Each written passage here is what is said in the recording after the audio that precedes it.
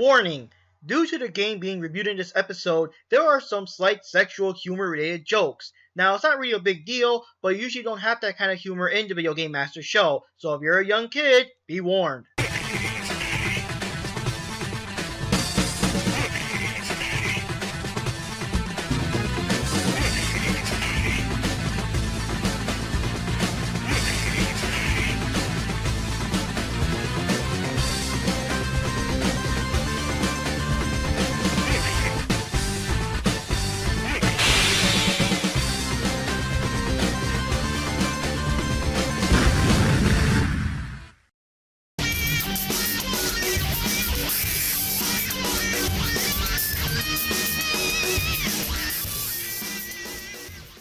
Hey, this is Mark Rodriguez. And I'm Johnny Rodriguez, and you're watching the Video Game Masters.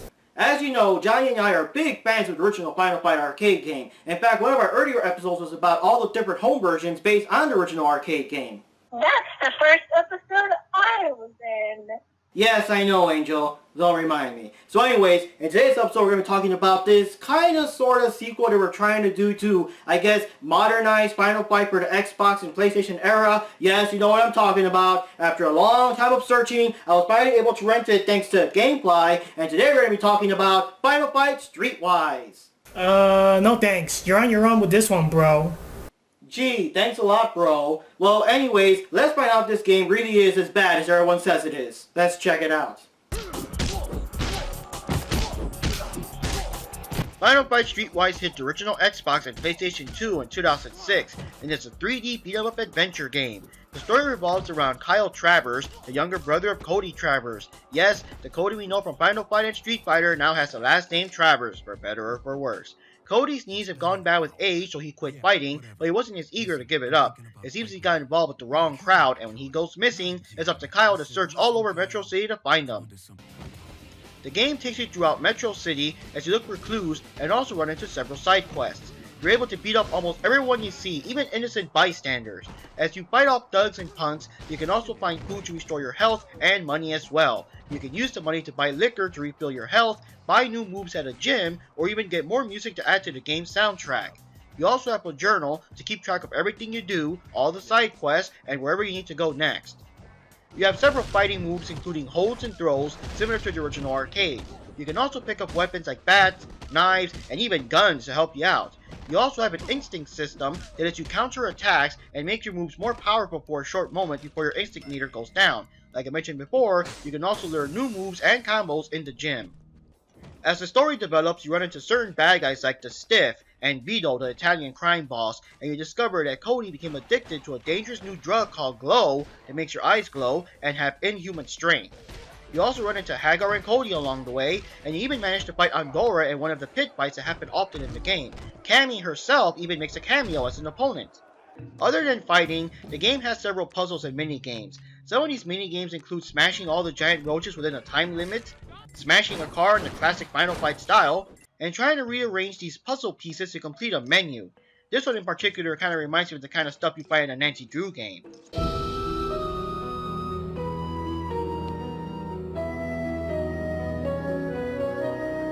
If you couldn't tell by now, Final Fight Streetwise is a lot grittier and much more realistic than the classic series. Following the trend that Grand Theft Auto started, this game is full of swearing, both from the characters themselves and also from the uncensored hardcore gangster rap soundtrack. Of course I got the volume real low to avoid YouTube's wrath against real songs. More. There's also prostitutes on the street, a porn theater you can walk into, and even one of the bad guys in the game is seen getting a blowjob before Kyle enters the room. Yeah, thanks a lot Final Fight Streetwise, thanks to you I had to say blowjob on my channel. Can't you see I'm busy? Wait a minute. There's blowjobs and Final Fights? Yeah, I know, right? Like, what the hell? Say what? Did you say Final Fight has blowjobs in it?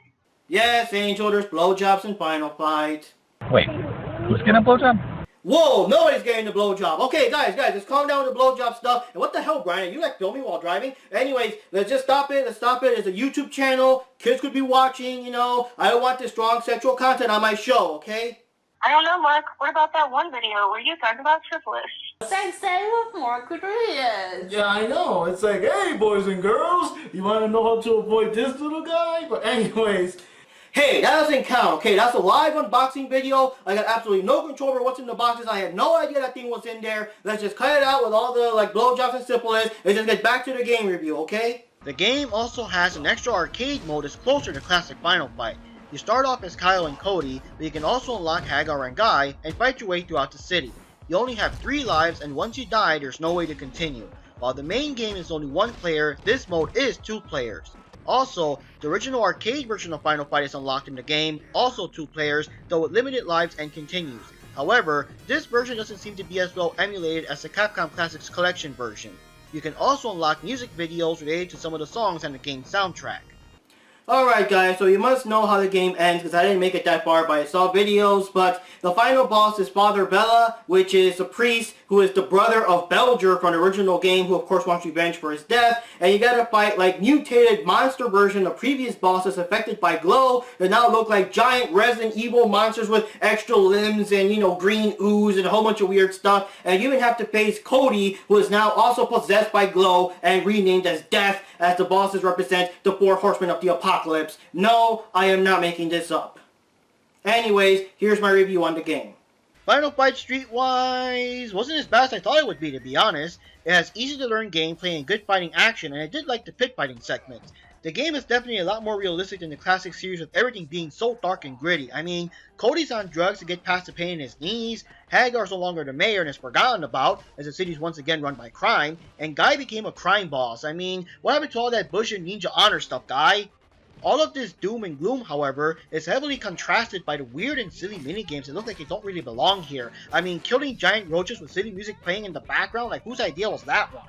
It also feels kind of weird because the original Final Fight arcade game is in here too. It just shows you how cartoony and colorful the original Mad Gear gang was compared to this game's far more realistic gangsta thugs. I don't know, I mean the original Final Fight was also dark and gritty in its own right, but it feels weird to see all the sexual humor and excessive swearing in this game. I kind of feel like this game would have been a bigger hit if it wasn't Final Fight and just its own separate thing, especially since the glow zombies and monsters turn the later parts of the game into Resident Evil.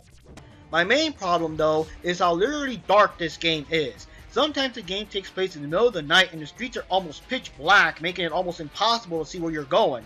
I think the boss battle with the stick wouldn't have been so bad if I could tell what the hell was going on. I also wish the arcade mode gave you more continues. It is a fun game in its own right, it should give you more of a chance to actually enjoy it.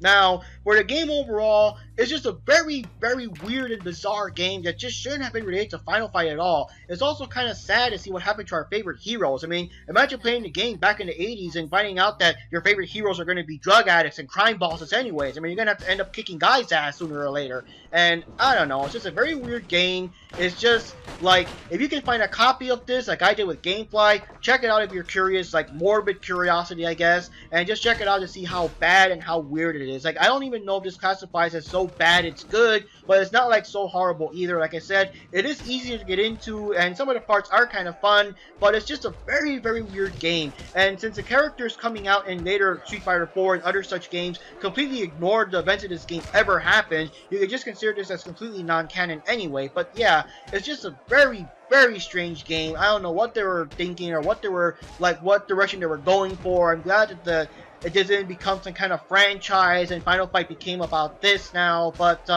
yeah, it's a very, very strange game. I guess play it to check it out, just to see how weird and how bad it is, but that's the only reason you would play it, just to see how weird and bad it is. Lights out. Alright guys, now to wash that awful taste out of our mouths, no blowjob jokes guys.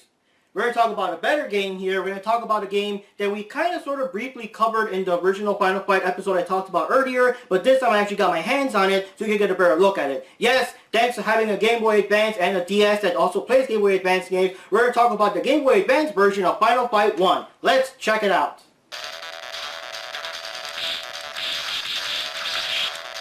Final Fight 1 is Final Fight 1. I mean, you can still play as Hagar, Cody, and Guy, and you have to rescue Jessica from the Mad Gear gang. If you're lucky enough to own 2 Game Boy Advances and a link cable, 2 players can join in.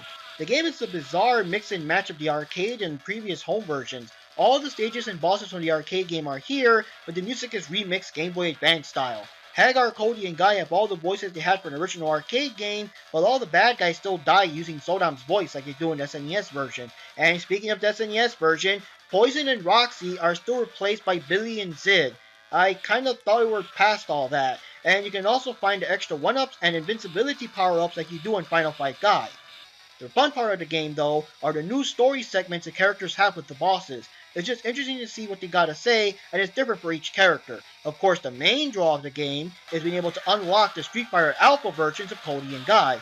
Sadly, they fight exactly the same as their originals, and you can't use any special moves or anything, but it's still kinda cool. The story mode with them is very interesting particularly, because it literally is future versions of Cody and Guy, and they're confused as to why they're suddenly back in the 90s fighting the Mad Gear Gang to rescue Jessica again.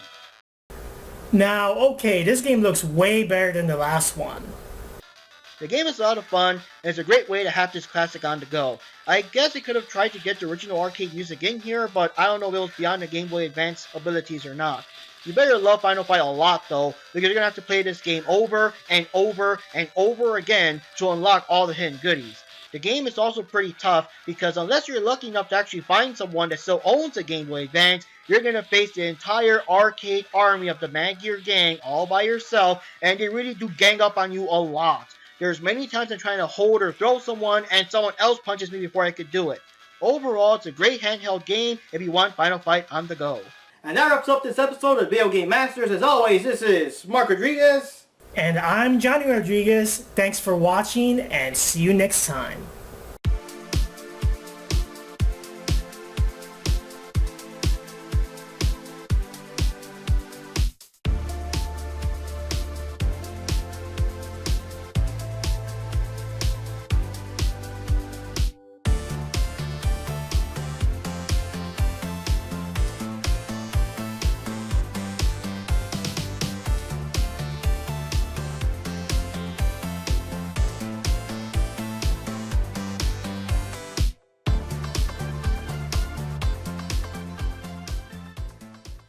Oh yeah. Oh, that's good.